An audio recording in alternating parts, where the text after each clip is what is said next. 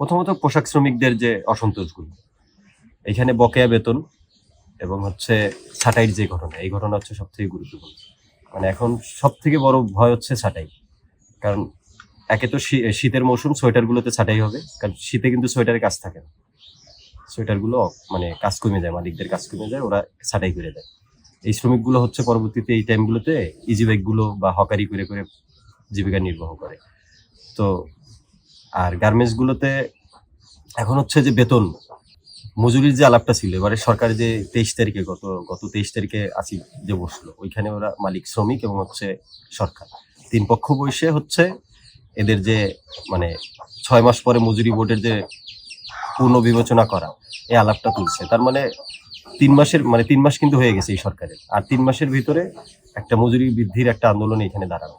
তো সেটা কেন্দ্র করে মালিকরা আগে থেকে এক ধরনের সতর্ক হচ্ছে। 23-এ যেটা হয়েছে, 4 জন শ্রমিক যে মারা গেল, 23-এর ওই ঘটনার পরে আপনার পুরুষ শ্রমিক, মানে এবার যে অসন্তোষ শুরু হয়েছে এবার অভ্যুত্থানের পরে, যে 5 আগস্টের পরে, সেটা প্রথম দিকের কারণ ছিল হচ্ছে আপনার নিয়োগ বৈষম্য। নারী শ্রমিকের তুলনায় পুরুষ শ্রমিক কম নিচ্ছিল, এটা একটা কারণ হচ্ছে আন্দোলনের গতি। মানে পুরুষরা তুলনামূলক আন্দোলনের তো সক্রিয় বেশি নারীদের তুলনায়, মানে তারাও থাকে কিন্তু সংগঠিত যে জায়গাগুলো, সাংগঠনিক কাজগুলো পুরুষরাই করছে বেশি। তো এদিক থেকে পুরুষ শ্রমিক নিয়োগ কম। এবং আরো সব থেকে ভয়ঙ্কর বিষয় হচ্ছে যে শ্রমিকরা ছাঁটাই হচ্ছে। এই কারখানাগুলো যারা ছাঁটাই করে, তারা তাদের বিজিএম এর যে ওয়েবসাইট, সেইখানে তাদের ছবিকে কালো তালিকা করে দেয়। মানে কালো তালিকা বলতে, আপনার ফ্যাক্টরি থেকে আমি বের হয়েছি, আমি আরেক ফ্যাক্টরিতে যে চাকরি পাবো না, মনে যখন ফিঙ্গার দেবে, ওই ফিঙ্গার দেওয়ার সাথে সাথে ওইখানে ওর ক্রস আসে, মানে ও আন্দোলনকারী, ও চাকরিটা পাবে না। এরকম মানে ধরেন ওইখানে ওই তুষুকার যে যাদের ছাঁটাই করছে, এরা অন্য জায়গায় চাকরি পাচ্ছে না। তারপর আপনার এই যে ভবানীপুরে এই একটা গার্মেন্টসে পলমল গ্রুপের সাফা সোয়েটার, এদের পূজার ছুটিতে হতে 200 জন শ্রমিক ছাড়াই করা হয়েছিল, এরা এক জায়গাও চাকরি পায়নি। মানে আশেপাশের কোনো ফ্যাক্টরি তো না, দূরে ধরেন আশুলিয়া গেছে, মাওনার থেকে আশুলিয়া গেছে, ওইখানে হচ্ছে আপনার শ্রমিকদের নেয়। মানে আপনি অপরাধী হিসাবে চিন্তা, তাহলে এই মানুষটা আসলে করবে।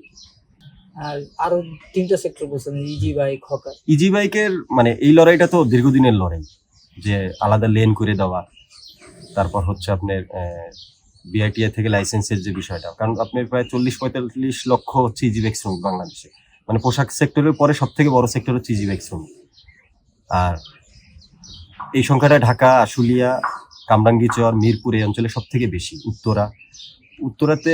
উত্তরায় বড় কাজ ইজি বাইক শ্রমিকদের ওইখানে আছে, এখানে আন্দোলন সংগ্রাম হয়। ওদের এখানে গাড়ি ধরলেই আপনি 1200 টাকার একার বিল দেওয়া লাগে। একটা মানে আপনি অবৈধ, কিন্তু আপনি 1200 টাকা দিলেই বৈধ হয়ে যাবেন। তো গাজীপুরের যে আন্দোলনটা, আমরা এর আগেও বেশ কয়েকবার ডিসি অফিস ঘেরাও সহকারে বেশ কয়েকটা কর্মসূচি পালন করছিলাম। তো এখানে এখনো ধরপাকড় আছে, মানে ডাম্পিং এর যে বিষয়টা, এটা আছে। এখানে 2টা ডাম্পিং স্পট আছে, একটা হচ্ছে বাটারগেট টঙ্গী, আর একটা হচ্ছে এই যে ওয়াললেস। এখানে একটা জায়গার নাম আছে ওয়াললেস, এখানে এরা ডাম্পিং করে। এখানে আমরা ওই সময় দেখছিলাম 14,000 গাড়ি ডাম্পিং করা আছে। এখন সেই সংখ্যা বাড়ছে, আরো বাড়তিছে, গাড়িগুলো ধরা হচ্ছে। আর হকার তো বসতেই দেয় না মনে। এখন আবার এই যে নতুন দল আসছে, মানে দল বলতে এক দল তো খেদাইছি আমরা, কিন্তু আরেকটা তো দল আছে, বিএনপি তো আছে, তাদের যে লোকজন, তারা হচ্ছে মানে হকার মূলত গুন্ডাগিরির জন্যই আসলে বরাদ্দ থাকে হকার সেক্টরটা, যারা যখন ক্ষমতা ব্যবহার করাইতে পারে। এবং টাকার সাপোর্টটাও আসে, বড় টাকার সাপোর্ট আসে হকারের কাছ থেকে, কারণ প্রচুর চাঁদাবাজি হয়। প্রত্যেক দোকানে 200, 250, 300 টাকা করে প্রত্যেকদিন দোকানদারি মানে কাছ থেকে এরা চাঁদা নেয়। তো এখন তো প্রশাসন ওইভাবে কাজ করতেছে না, এখন কাজ করতেছে এই দলগুলো। এই যে ধরেন শ্রমিক হত্যা হইলো 2 জন, তারপরে 11 জন, 3 জন শ্রমিক হত্যা। আমি একজন হচ্ছে কাউসার খান, আর একজন হচ্ছে চম্পা খাতুন। আচ্ছা, আরেকজন কি আছে? আমি শুনতেছি 3 জন, কিন্তু হইতে পারে, তাহলে আমাদের হয়তো তথ্য গ্যাপ থাকতে পারে। আর আমি যতটুকু হিসাব করছি যে 11 জন মোট বোধহয় গুলিবিদ্ধ হয়েছে। এই যে ধরেন মালিক শ্রেণী রাষ্ট্র বারবার ভাঙা পড়তেছে, চেঞ্জ হইতেছে, আসতেছে, তারপরে এই যে শ্রমিকরা গুলিবিদ্ধ হইতেছে, তারপরে কিছু অধিকার পাইতেছে, এই সার্বিক ব্যাপারটা কিভাবে দেখেন যে এই জায়গায় গুলিবিদ্ধ হয়েছে, পরে আপনার প্রতিক্রিয়া কি ছিল? গুলিবিদ্ধর এটা তো ধরেন 15 বছরেরই, মানে 15 বছরে আমার বুঝ যে এটা 15 বছরের রাজনীতি দেখছি, তো এর আগের গুলো আমি আসলে জানি না বা সম্ভব হয়নি জানা। কিন্তু এই 15 বছরের যে গুলি করার যে দৃশ্য, সেটা 5 আগস্টের পরে একই দৃশ্য, একই পুলিশ, একই আর্মি, একইভাবেই গুলি চালাইছে। তো মজুরির আলাপটা সোজা, সে তার ন্যায্যতার দাবিতে নামবে, সে আসলে ষড়যন্ত্র কি এটা আসলে বোঝে না। শ্রমিকের এত খায়ে সময় নেই, সে আসলে ষড়যন্ত্র কি সেই জিনিসটা মানে ষড়যন্ত্র করারও তো একটা সময় লাগে। সে সকাল 6টার সময় ওঠে রান্না করার জন্য, সিরিয়াল দেয় ঘরে, ছোট ছোট ঘরগুলোর ভিতরে একটা 3,000 টাকার রুমের ভিতরে 7-8 জন করে থাকে। তো ওর সিরিয়াল দিয়ে রান্না করতে হয়। ও 8টার সময় অফিসে যায়। সে অফিসে যাওয়ার পরে সে মানে যে পরিশ্রম করায় কারখানাগুলো, সে পরিশ্রমের পরে এসে সে ষড়যন্ত্রের সুযোগটা পায় কই? সে তো 3 মাস ধরে এই বাজারে 3 মাস ধরে যদি আপনি বেতন না পান, মানে আপনি বিদ্রোহ করবেন না, আসলে এটা তো ফরজ, মানে সরাসরি এটা ফরজ, এই বিদ্রোহ করা ফরজ। এখন রাষ্ট্র তো আর আমার না, বা আমরা শ্রমিক শ্রেণীর রাজনীতি চাই, শ্রমিক শ্রেণীর রাষ্ট্র চাই, সেই রাষ্ট্র তো আমাদের হয়নি, এখন আমরা প্রত্যাশা করতে পারি না। কিন্তু লড়াইটা আসলে চালাইতে হবে। মানে এর কাছে আসলে পাওয়ার কিছু নেই। এই সরকার আমার না, এই সরকার আপনার না, এই সরকার শ্রমিকেরও না। শ্রমিকের যে ব্যবস্থা, সেই ব্যবস্থার দিকেই তো আমরা আগাবো।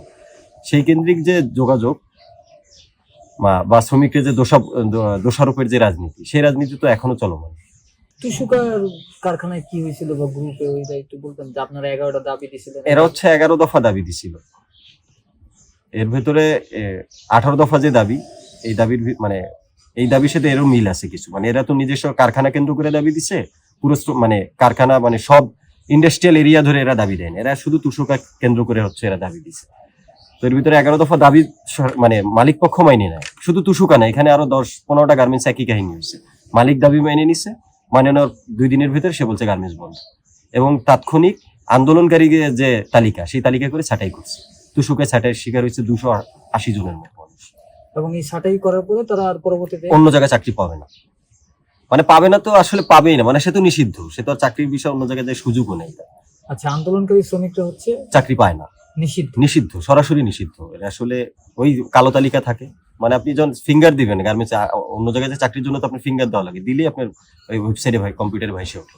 আচ্ছা, আর এমনিতে ধরেন কারখানার পরিবেশ কিরকম, যখন যারা কাজ করে এইদিকে পোশাক শ্রমিক বা অন্যান্য কারখানা, আপনি বলছেন ওষুধ কারখানা, মানে কারখানার পরিবেশ বলতে পোশাক শ্রমিকদের যে পরিবেশ, সেই পরিবেশটা আসলে তো কারখানায় নাই। তার নিরাপদ মানে কাজের যে পরিবেশ সেইটা নেই, পানির যে পরিবেশ সেইটা নেই। আর ওষুধ factory, bakery, tiles factory, tiles এখানে হতাপাড়া মানে গাজীপুর জেলা সদরে কিছু টাইলস ফ্যাক্টরি আছে। এখানে আপনার একটা শ্রমিকের মানে প্রচন্ড পরিশ্রম, কিন্তু এগুলো কিন্তু ভারী জিনিস। টাইলসের কিন্তু মানে শিফটিতে ডিউটি করা হয়। আর এখানকার যে শ্রমিকরা অধিকাংশ বয়স হচ্ছে 15 থেকে 18, এর ভিতরে সব কিশোর ছেলে ফেলে দিয়ে কাজ করানো হয়। এদের বেতন অত না, 7,200 টাকা ছিল, কিছুদিন আগে ওরা আন্দোলন করে 8,000 টাকা করতে পারছে, মানে 8,000 টাকা করছে, কিন্তু সেটা অনেক ফ্যাক্টরিগুলো দিচ্ছে না। কত ঘন্টা শ্রম দেয় ওরা? এরা হচ্ছে সকাল 8টা থেকে রাত 8টা, এর বেতন হচ্ছে 8,200 টাকা বর্তমান এক ফ্যাক্টরিতে। সেই ফুয়াং নামে এক ফ্যাক্টরি আছে, টাইলস ফ্যাক্টরি, এর বেতন হচ্ছে 8,200। আরো যেগুলো আছে ওগুলো হচ্ছে 7,000, কোনোটা 6,500, কোনোটা 5,800, এরকম, মানে যত কমাইতে পারে। এখন এই যে গার্মেন্টস গুলো যে বন্ধ করে দিতেছে বা বিভিন্ন কারখানা আন্দোলন হলে যে বন্ধ করে দেয়, এরপরে আসলে প্রতিক্রিয়াগুলো আপনার কি হয়, বা অন্য যারা শ্রমিক আছে যারা আন্দোলনও চিনে না বা বুঝে না, তাদের আসলে প্রতিক্রিয়াগুলো কি হয়, তারা কিভাবে চলে? মানে এইখানকার একটা ভয়ঙ্কর ঘটনা আছে, সেটা হচ্ছে ধরেন কোনো শ্রমিক নিহত হইলে তার পুরো পরিবারে তার বাড়িতে পাঠিয়ে দেওয়া হয়। এতে রাষ্ট্র সহযোগিতা করে, মালিকরাও করে। সে আর ওই এলাকায় থাকতে পারে না, কারণ ওরে দিয়ে নাড়াচাড়া হবে, তো ওরে দিয়ে আপনি লেখালেখি করবেন, বিভিন্ন মহলে লেখালেখি হবে, এই সুযোগটা থাকে না। পুরো পরিবার গায়েব হয়ে যায়। গায়েব বলতে তার আর কোনো খবরই থাকে না। যে 5 আগস্টের এখানে আমাদের 19 তারিখে 19শে জুলাই এখানে নজরুল ইসলাম নামে এক শ্রমিক গুলিবিদ্ধ হয়ে মারা গেছে।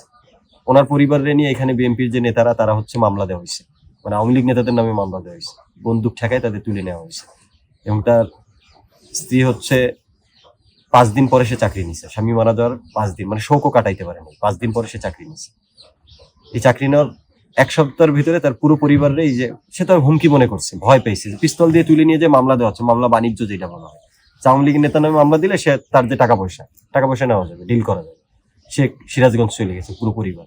সরকার ঘোষিত যে 5 লক্ষ টাকা নিহত পরিবার পাবে, সেটা তারা পায়নি এখন। আর এমনিতে ইন্ডাস্ট্রি পুলিশ বা ইন্ডাস্ট্রির যে কালা কানুন বা শ্রম আইন, তারপর আপনি বলতেছিলেন যে সন্ত্রাসী বাহিনী থাকে প্রতিটা গ্রুপেরই, শ্রম আইন তো সংস্কার করা লাগবে, মানে খুবই জরুরি আলাপ হচ্ছে এখানকার যে মজুরি বোর্ড, সেটা সংস্কার করা লাগবে, এবং যে শ্রম আইনগুলো আছে এগুলো আসলে সংস্কার করা লাগবে। আর চাকরির যে বিষয়টা, এখানে তো চাকরির অভাব, অসংখ্য মানুষ চাকরি পায় না। এখানে তো হাসিনার আমলের থেকেই তো আপনি হচ্ছে যে মানে কোটি কোটি মানুষ হচ্ছে বেকার জীবনযাপন করছে। তো এখন তো আরো বাড়ার কথা আসলে। এই পরিস্থিতিতে বেকারের সংখ্যা বাড়ছে। ইন্ডাস্ট্রি পুলিশ নিয়ে কি বলবেন? ইন্ডাস্ট্রি পুলিশের ভূমিকা আসলে আপনি শ্রমিক হিসেবে কেমন চান? ইন্ডাস্ট্রিয়াল পুলিশ বিলুপ্ত করা হবে, এই পুলিশের আসলে কোনো দরকার নেই। কারণ মালিক পক্ষ দুই ধরনের পালে, গুন্ডা পালে, এক হচ্ছে ইন্ডাস্ট্রিয়াল পুলিশ আর এক হচ্ছে আপনার এই যে যারা স্থানীয় গুন্ডা, এই দুইটা হচ্ছে মালিকের গুন্ডা। আন্দোলনের সময় এরা কি ধরনের ভূমিকা রাখে? এরা হচ্ছে আন্দোলনকারী যারা, তাদের শনাক্ত করতে এরা সব থেকে বড় ভূমিকা রাখে এবং তুলে আনতে এরাই ভূমিকা রাখে। আরো যে অন্য বাহিনী আছে তাদের পাঠানোর ক্ষেত্রে এরা ভূমিকা রাখে। ওভারটাইম যে করতে হয়, মানে শ্রমিকরা যে প্রচুর ওভারটাইম করে। ওভারটাইম দেয় না আসলে অনেক কারখানায়। ধরেন এখানে সাংখুয়ান নামে এক কারখানা আছে, কোরিয়ান ফ্যাক্টরি, এরা গেঞ্জি বানায়, প্যান্ট বানায়। তো এদের এখানে এই যে কিছুদিন ধরে ওরা একটা অভিযোগ করতেছে, শ্রমিকরা অভিযোগ করছে এদের ইউনিয়ন করা ছিল ওয়ার্কার্স পার্টির নেতৃত্বাধীন একটা ইউনিয়ন, বিগত সরকারের আমলে যে ইউনিয়ন গুলো হয়েছে। এরা হচ্ছে ওভারটাইমের বিষয়ে অভিযোগ করাতে এদের 22 জন শ্রমিককে ছাঁটাই করা হয়েছে, মানে যারা আসলে প্রতিবাদটা করছিল। মানে আপনার সিগনেচার নেওয়া হবে, আপনি ওভারটাইম করছেন, সে ওভারটাইমটা দেওয়া হয় না, মানে সিগনেচার নেবে যে আমি পাইছি, মানে পাওয়ার জন্য আমার অনুমতি আছে, সিগনেচার করা আছে, কিন্তু ওই টাকাটা আমি পাইনি। আচ্ছা, ট্রেড ইউনিয়ন করার কি অধিকার আছে? এটা তো স্বীকৃত যে ট্রেড ইউনিয়ন করতে দিতে হবে, কিন্তু ট্রেড ইউনিয়নের প্রতি শ্রমিকদের সব থেকে বড় অনাস্থা বা বড় অবিশ্বাস। এরা ট্রেড ইউনিয়নের নাম শুনলেই এরা সব থেকে ভয় পায়। বড় আতঙ্কের নাম হচ্ছে ট্রেড ইউনিয়ন, কারণ এইখানকার ট্রেড ইউনিয়ন গুলো হচ্ছে বাণিজ্য করার জন্যই মূলত আইছে, বা শ্রমিক বিক্রির সব থেকে বড় হাতিয়ার হচ্ছে ট্রেড ইউনিয়ন। কারণ ট্রেড ইউনিয়নের মাধ্যমেই আপনি মালিক সরকার উভয় হচ্ছে একটা জুলুম করতে পারে, একটা শোষণ করতে পারে, অন্য কোনো ভাবে সে করার সুযোগ নেই। ধরেন এই যে যে জিনিসটা হয়েছিল এই ভবানীপুরে, ওদের সাফা সোয়েটার্স, ওদের যে শ্রমিক ছাঁটাই করা হয়েছে, এদের তো মানে পাওনাদি বুঝাই দেবে, সে পাওনাদি বুঝাই দেওয়ার জন্য ওরা একটা ফেডারেশন ব্যবহার করছে, সেই ফেডারেশন নাম তৃণমূল গার্মেন্টস শ্রমিক ফেডারেশন। এরা হচ্ছে প্রত্যেক শ্রমিককে একটা করে বেসিক দিতে হবে। এটা কেন? এটা হচ্ছে যে আমি মধ্যস্থ হয়ে আপনার টাকাটা মালিকের কাছে তুলে দিচ্ছি, যেটা আপনি পাইতেন না। মালিক কিন্তু বলতেছে আমি আমার পুরো শ্রমিকের সম্পূর্ণ টাকা দিয়ে দেবো, কিন্তু এই ট্রেড ইউনিয়ন মালিকই ডাইকে রাখতেছে যে তুমি আবার এইখান থেকে একটা টাকা রাখবা। এইটার ভাগ বাটোয়ারা ওইখানকার যে স্থানীয় নেতা, মালিকের ভিতরেও লোক আছে, মানে ম্যানেজমেন্টের ভিতরে অনেকে লোক আছে যারা এই টাকার ভাগ পাইছে। 14 লক্ষ টাকা একদিনে উত্তোলন করা হয়েছিল এই শ্রমিকের কাছ থেকে, মানে এক মাসের বেসিক করে ওটা, কেউ 10,000, কেউ 20,000, এরকম টাকা নেওয়া হয়েছিল বিভিন্ন শ্রমিকের কাছ থেকে। মানে ট্রেড ইউনিয়নের অভিজ্ঞতাটা শ্রমিকের এই জায়গায় পুরোপুরি বিপরীত। মানে ট্রেড ইউনিয়নের হওয়ার কথা ছিল শ্রমিকের পক্ষে, এখানে এটা হচ্ছে মালিক এবং হচ্ছে সরকারের পক্ষে। কিন্তু ধরেন নতুন বাংলাদেশে বা এই অভ্যুত্থানের পরে আমরা নতুন বাংলাদেশে আলাপ দিতেছে, কিন্তু সেই জায়গায় আপনি বললেন যে নতুন বাংলাদেশ ওইভাবে হইতেছে না বা আপনার সরকার না, কিন্তু আলটিমেটলি আসলে কি ধরনের সমাধান চান বা শ্রমিকের কি সমাধান? হচ্ছে আমার সরকার না, কিন্তু আমি অভ্যুত্থানের অংশ। এই শ্রমিক গুলি খাইছে, এই শ্রমিক এই আন্দোলনের সব থেকে বড় ফোর্স হচ্ছে শ্রমজীবী মানুষ। আসলে এই সময় হচ্ছে আমার যে দাবি আমি সরকারের মাধ্যমে আদায় করে নেব। আমি এই জায়গাতে বলতে পারি এটা আমার সরকার, কিন্তু আমি সরকারের পার্ট না, আমি আন্দোলনের পার্ট। আমি আমার দাবি আদায়ের জন্য আমার যে দাবি ন্যায্য হিস্সা, সেইগুলো এখন আমি তুলব, মানে এই মুহূর্তে তোলার সময়, এটা মনে করি। আর এমনিতে ধরেন শ্রমিক শ্রেণীর রাষ্ট্র যদি বলেন, বা শ্রমিকের উপযোগী একটা রাষ্ট্র, বা বৃহত্তর যে নিপীড়িত মানুষজন আছে, আমরা দেখি যে বুর্জুয়ারা হিসাব করছে যে 40% মানুষ দারিদ্র সীমার নিচে আছে। তো সেই দারিদ্র সীমা কত? 3,000 টাকা হইতেছে। একজন মানুষ কামাই করলে পারলে তারা দারিদ্র বলা হইতেছে না। তো 3,000 টাকা আসলে কিছুই হয় না, গরম পানিও হয় না। তো আলটিমেটলি আসলে আমাদের এই যে যারা এই জায়গায় নিপীড়িত মানুষ আছে, শ্রমিক আছে, আরো বৃহত্তর জনগোষ্ঠী, এবং আপনি দেখেন এই যে এই আন্দোলনটা তো মধ্যবিত্তরা করলো, ছাত্ররা করলো, ছাত্ররা করছে, ডাক দিছে, মানে ছাত্ররা ডাক দিচ্ছে। তো এই ডাক দিচ্ছে, ওদের সমস্যাটা কি ছিল? ওরা ওই জীবন মানে একটা শ্রম বিক্রি করতে পারতেছে না, ওরা যে পড়াশোনা করছে ওটা কোথাও বিক্রি করতে পারতেছে না আমাদের কর্মসংস্থান। এই সার্বিক যে সমস্যা, এই সমস্যা কি আপনি মনে করেন যে আসলে নিপীড়িত মানুষের সমস্যার সমাধানের মধ্যে দিয়ে মানে একটা প্রশ্ন উঠছে এই জায়গা, মানে একটা নতুন শব্দ আইছে, সেটা বৈষম্যের যে আলাপটা দিছে, এর ভিকটিম সব থেকে বড় হচ্ছে শ্রমজীবী মানুষ। ছাত্ররা দাবিটা তুলছে, তারও একটা স্বার্থ আছে, কারণ সেও তো পরবর্তী শ্রমজীবী মানুষের সাথেই মিলে যাবে, বা শ্রম দিয়েই তার করতে হবে, বাইচে থাকতে হবে।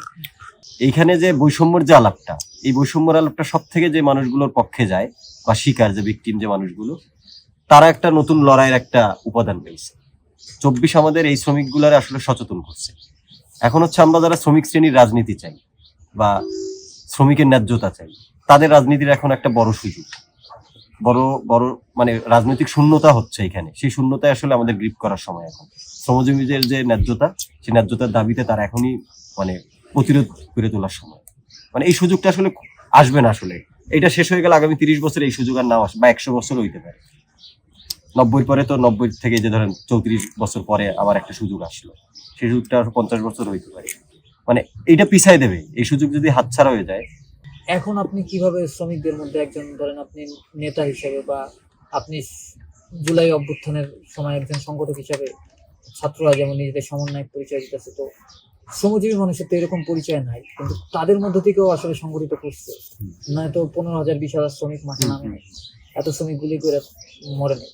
তো তার আপনাদের মধ্যে যারা সংগঠিত করছে, আপনি যারা সংগঠিত করছেন, তারা এই মুহূর্তে আসলে কি করতে চান, এখন কি করবে? এখন হচ্ছে আমাদের এখানে দুইটা আলাপ সব থেকে জরুরি। মানে আমরা যেভাবে গাজীপুরে আঞ্চলিকভাবে যে কাজটা করছি সেটা হচ্ছে মজুরি ও মর্যাদা। মানে আমার মর্যাদা দিতে হবে, আমি যে সেক্টরেই থাকি আমি যেন মর্যাদার সাথে বাঁচতে পারি। মানে এখানে বেতন দিয়ে দেওয়ার পরেই আপনার সব শেষ হয়ে যায়, এরকম একটা বিষয় আছে যে আমি লামসাম যা ইচ্ছা তাই বেতন দেবো, সেই মজুরিতেই তোমার কাজ করতে হবে। কিন্তু আমি আমার শ্রম অনুযায়ী আমি যেন বার্গেটিং করতে পারি, যে আমি শ্রম বিক্রি করি, আমি আসলে দাস না। মানে আপনার কোম্পানি টিকে থাকে আমার ব্যবসা, মানে আমার শ্রম বিক্রির উপর। তো এখানে যেন এই বোঝাপড়াটা ক্লিয়ার থাকে, মানে শ্রমিক মালিকের সাথে যেন সঠিকভাবে তার ন্যায্যতা পাইতে পারে, সেই সুযোগটা আসলে করা। সে এসে তো আর মানে বিলাসিতা চায় না, শ্রমিক তার বিলাসিতা করতে চায় না, বা রাষ্ট্র ক্ষমতাও দখল নিতে চায় না শ্রমিক। সে তো একটা ন্যায্য একটা ব্যবস্থা থাকবে, সেই ব্যবস্থার ভিতরে একটা জবাবদিহিতা থাকবে, সেই জবাবদিহিতার ভিতরে ন্যায্য মজুরি এবং মর্যাদার যে বিষয়টা, এই বিষয়টা খুবই গুরুত্বপূর্ণ। আর এই বাংলাদেশে বা এই অঞ্চলে যারাই হচ্ছে শ্রমিক শ্রেণীর রাজনীতি করছে, বা আমরা বলি প্রলেটারিয়েট শ্রেণীর রাজনীতি বা বামপন্থা, বা যারা শ্রমিকের অধিকার নিয়ে কাজ করছে নানাভাবে, তো এই তাদের যে প্র্যাকটিস এত বছরের, সেই প্র্যাকটিস আপনি কিভাবে সমালোচনা করবেন বা কিভাবে অগ্রসর ভাবে দেখবেন? মানে আমার কাছে মানে স্বাধীন হওয়ার পরে আমাদের যে 71-এর স্বাধীন, সেই 54 বছরের ইতিহাস হচ্ছে অবিশ্বাসের ইতিহাস। আমাদের এখানে যারা শ্রমজীবী মানুষের নিয়ে কাজ করছে তারা একটা জিনিসই অর্জন করছে, সেটা হচ্ছে মানে অনাস্থা বা তাদের প্রতি অবিশ্বাস। মানে যেই সেক্টরগুলো দিয়েই বলেন, বুদ্ধিজীবী বলেন বা এই সেক্টর নিয়ে যারা দীর্ঘদিন পোর খাওয়া মানুষ, যারা দুঃখ, আমি সর্বশেষবার মানে আমি যে আপনাদের মার্ক্সের ভাষাই বলি যে হচ্ছে দুঃখ বিক্রেতা। আমাদের এখানে শুধু দুঃখ বিক্রি করা হয়েছে, মানে সত্যিকার প্রকৃত লড়াইটার জন্য আসলে আমরা কোনো সময় ভাবিনি। আমরা আসলে জাস্ট যাই মানে চা খাওয়ার মতো, যে একটা বিড়ি খাবো একটা চা খাবো, যাই একটু রাজনীতি করে আসি, এরকম কিছু করছি।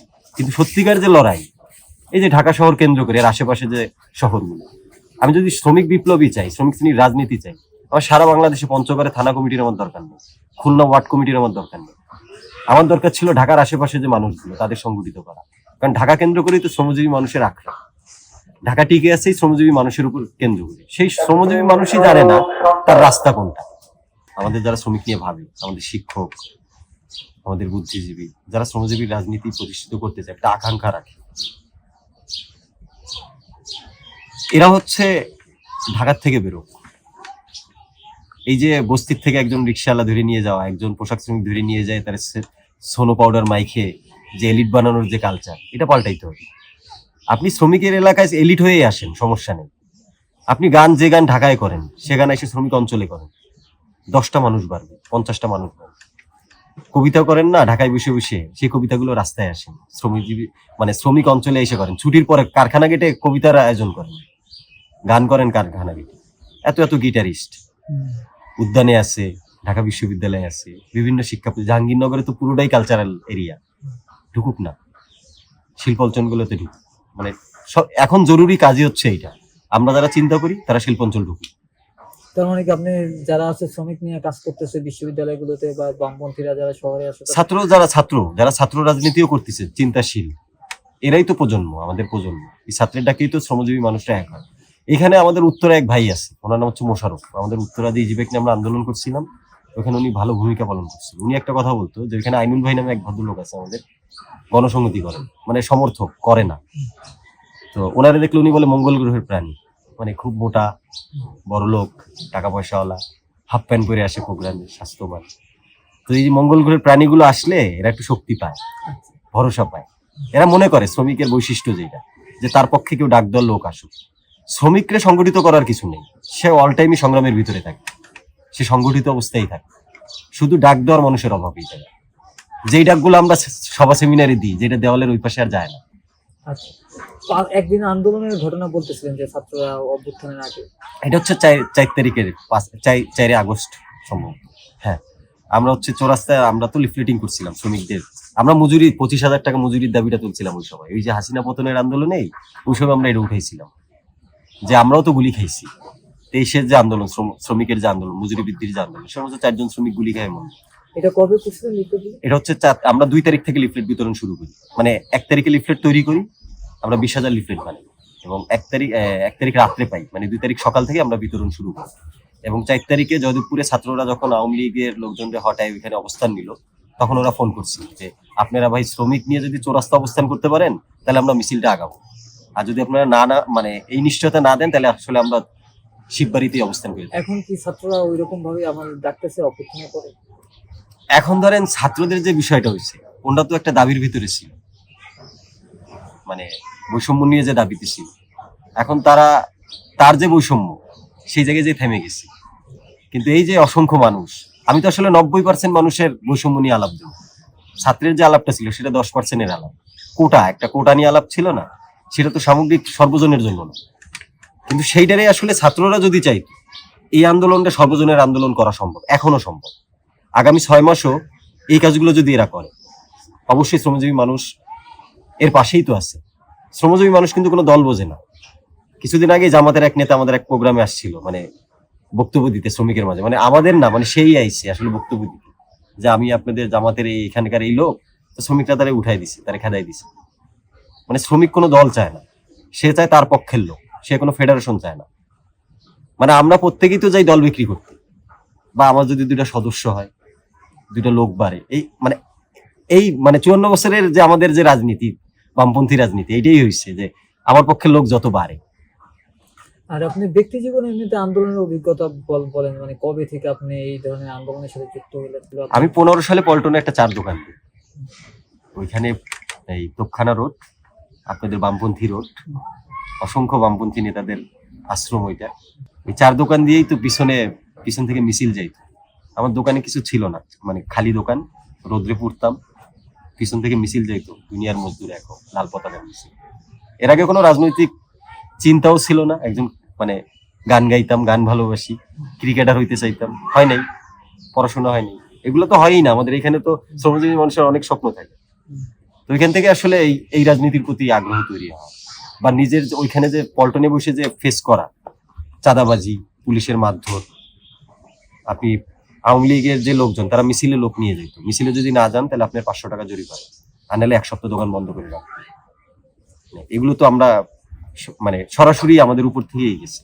আমি একটা ওই সময় মানে ওই নিপীড়ন সহ্য করতে না পেরে আমি ওই সময় একটা হকার ইউনিয়নের ডাক দিই। মানে আমরা ওইখানে প্রেস ক্লাব থেকে শুরু করে পল্টন পর্যন্ত, এর ভিতরে 123 জন হকার ছিল, এদের নিয়ে আমরা একটা ইউনিয়ন করি, এটা হকার ইউনিয়ন। এটা দিয়ে মানে আন্দোলনের শুরু। তারপরে অনেকগুলো আন্দোলন হয়েছে, এই আন্দোলনগুলোতে আপনি কিভাবে যুক্ত ছিলেন বা কি? এরপরে ওই যে হকারদের বড় সমাবেশ হইলো, ওখানে সিপিডির কাজ দেখলাম। সুন্দরবন আন্দোলন বা কোন আন্দোলনে? আমি এর আগে আর কোনো এরকম আন্দোলন জানতামও না আসলে, কিন্তু কারখানা কেন্দ্রিক কেন্দ্র করে এগুলো। এই গাজীপুরে আছেন কতদিন ধরে? গাজীপুরে আমরা 2003 সালে আসছি, আব্বা আসছে 1 সালে, আমরা আসছি, পরিবার আসছি 2 সালে, এই 3 সালে। আচ্ছা, এমনিতে আপনি কোনো এখন কি কোনো গার্মেন্টস বা কোনো কারখানার সাথে যুক্ত আছেন? আমি নিজে শ্রমিক, বাসায় মাস্ক তৈরি করি। আচ্ছা, মাস্ক নিজেই বিক্রি করি, নিজেই বানাই, ঘরের লোক সহ। আর এমনিতে ধরেন শ্রমিকদের এই এখন সংগঠিত করার জন্য কি প্রোগ্রাম হাতে নিয়েছেন, কিভাবে অধিকারটা আদায় করতে চান? আমরা হচ্ছে শ্রমিকের যে দাবিগুলো, মানে তার যে মজুরি বোর্ড যে আছে, বিগত 23 সালে যে বোর্ড গঠন করা হয়েছে, সেই বোর্ডের সংস্কারের যে আলাপগুলো, শ্রমিক আইনগুলো, যে কালো আইন, এর কারণে শ্রমিকরা এখনো মানে কারখানা থেকেই বেরোইতে পারে না, বা আমরা মানুষের গণতন্ত্র চাচ্ছি, সবার গণতন্ত্র চাচ্ছি, কিন্তু কারখানার যে গণতন্ত্র, কেমন কারখানা চাই, এই আলাপগুলো আমরা আসলে তুলতে চাচ্ছি। তো এগুলো হচ্ছে আমরা বিভিন্ন সমাবেশের মাধ্যমে এই দাবিগুলো তুলতে পারবো। অন্তর্বর্তীকালীন সরকার তো একটা শ্রমিক কমিশন বা শ্রম কি যেন একটা করছে, ওইটা সম্পর্কে কিছু বলবেন যে ওইটা কি ধরনের কাজ করতে পারে, সামনে কি করা উচিত তাদের? এখানে পোশাক মানে আপনি সেক্টর ধরতে হবে, মানে সব থেকে যে প্রধান যে সেক্টরগুলো, তাদের যে দীর্ঘদিনের দাবি দেওয়া, মানে ধরেন আওয়ামী লীগের সময় তো দাবি ছিল, শ্রমিকের পক্ষের দাবি ছিল, সেই দাবিগুলো তো সবার জানা। সেই দাবিগুলো নিয়ে এখন হচ্ছে এরা কিভাবে কাজ করবে, আমরা আমাদের দাবিগুলো নিয়ে তাদের সাথে বসতে চাই, বা বসা হয়েছে, এই দাবিগুলোই তুলতেছি। যে এই যে মজুরি বোর্ড সংস্কার করা, আইন সংস্কার করা, ইজি বাইক শ্রমিকদের যে মানে তার যে বৈধভাবে মর্যাদার সাথে গাড়ি চালানো, তার আলাদা লেন করে দেওয়া। ধরেন এক মানে চায়নার একটা রোড বানাইতে যদি 5 কোটি টাকা লাগে, বাংলাদেশের সরকার তো এটা 30 কোটি টাকা দিয়ে বানাইছে, তাহলে তার ওই জায়গায় সাইকেল চালানোর আলাদা লেন আছে, গণপরিবহনের আলাদা লেন আছে। তাহলে তো এখানে এই যে একটা ইন্ডাস্ট্রিয়াল এরিয়া, এখানে আপনি প্রাইভেট কার দিয়ে রাস্তা ভরা। হুম, এখানে মালিকরা বিজিএম এ যারা, তারা হচ্ছে ইজি বাইক অপসারণ করছিল, এটা হচ্ছে 21 সালে। তার প্রধান কারণ ছিল এই যানজটের কারণে শিপমেন্ট হয় না, মানে যানজটের কারণে গাড়ি একটু ধীরে যায়, একটু পরে যায় শিপমেন্ট হয়, তো এই কারণে ইজি বাইক তুলে দিতে হবে। ইজি বাইক তো আর আসমান দিয়ে পড়েনি, হুম। এত সংখ্যক ইজি বাইক ঢুকছে। একজন শ্রমিকের এমনিতে বেতন কত হওয়া উচিত আর কি, ধরেন কত হলে সে জীবনযাপন করতে পারে? এই মুহূর্তে বাজার দর হিসাবে আপনার মানে সর্বনিম্ন যে মজুরি সেটা 25,000 টাকা। এটা মোটামুটি সব এটা সব সেক্টরে হওয়া উচিত, মানে শুধু যে পোশাক শিল্প বা পোশাক সেক্টরে এরকম না। একটা দোকান কর্মচারীর মানে 25 না হোক, তার 20,000 টাকা জরুরি, কারণ তার যে ডিউটি, গার্মেন্টস শ্রমিকের থেকেও ডিউটি বেশি করে একটা দোকান শ্রমিক। সে সকাল 9টায় আসে, রাত 12টার সময়, 11টার সময়, 10টার সময় বাসায় যায়। সেলুন মানে যেই যে ইগুলো আছে, মানে খাটার দিক থেকে গার্মেন্টস শ্রমিকের থেকে বেশি খাটতিছে ইনফরমাল যে সেক্টর গুলা এরা। এমনিতে ধরেন এই অভ্যুত্থানের পরে আপনার কি মনে হয় যে আপনি যে সকল দাবি, যে শ্রম মজুরি বোর্ড যে সংস্কার করা বা 25,000 পাওয়ার যে দাবি, এগুলো কি পূরণ হবে বলে মনে হচ্ছে? মানে কি এই সাথে কি করতে পারবে? মানে এই সরকার পারবে কি পারবে না, মানে তার কাছে আমার প্রত্যাশা নেই। মানে আমরা পারবো কিনা, আমরা যারা শ্রমিক নিয়ে চিন্তা করি, মানে এই কাজটা হচ্ছে আমাদের, মানে যারা বুদ্ধিভিত্তিক ভাবে কাজ করতেছে তাদেরও কাজ, এবং যারা আসলে মাঠ পর্যায়ে সাংগঠনিক কাজ করবে তাদের সম্মিলিত এই উদ্যোগগুলো এবং এই আওয়াজগুলো, এই শব্দগুলো উঠাইতে হবে, এবং সে বাধ্য হবে মানতে। মানে বাধ্য করা, রাষ্ট্রের এই মুহূর্তে আমাদের কাজ হচ্ছে বাধ্য করা, এছাড়া আসলে এর কাছে প্রত্যাশা নেই।